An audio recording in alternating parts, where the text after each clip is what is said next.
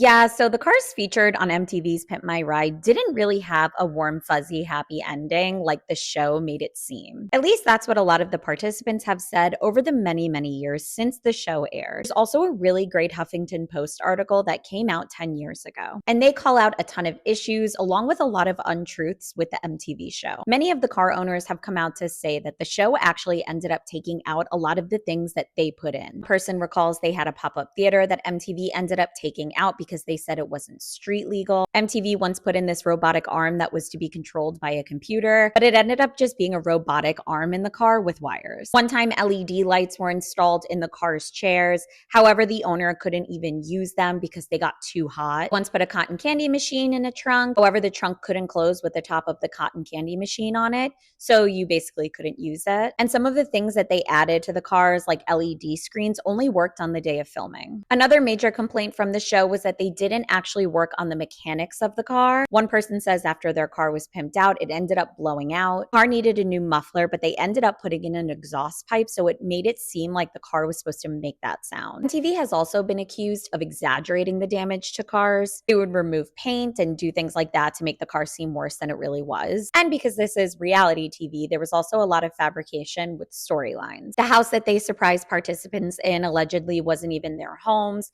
MTV would rent the spot and the participant would just be waiting behind the door. When their car was revealed to the owner, sometimes they made the owner redo the scene because they weren't enthusiastic enough. One participant featured in the article said that they told him, "Listen, we put a lot of work into this car. We expect you to be a little more effing enthusiastic." Another car owner recalls that MTV tried making him seem more sick and fat in his story, ended up putting candy all around his car to make it seem like he was stashing candy in his car, and that wasn't true at all. And this entire process took around 6 to 7 months when it seemed like they only had the car for a few weeks. MTV paid for a rental car for a few months, but after that, some of the participants had to pay out of pocket. One person in the article says that they actually ended up keeping their receipts and MTV ended up reimbursing them a few years later. Now, in the article, an executive producer of Pimp My Ride actually talks about all of these claims. As for removing things, he said that they typically did that for safety reasons, which some of the kids interpreted as them taking things away. He recalls a time where on the show they put in these 24-inch rims that spinned because it looked cool, but they ended up replacing them with beautiful 20-inch rims for safety reasons. He also says that after the show, Mad Mike would help these kids with their car issues. MTV actually had a flatbed tow truck ready for them. He recalls times where some of the participants would call him because of car issues,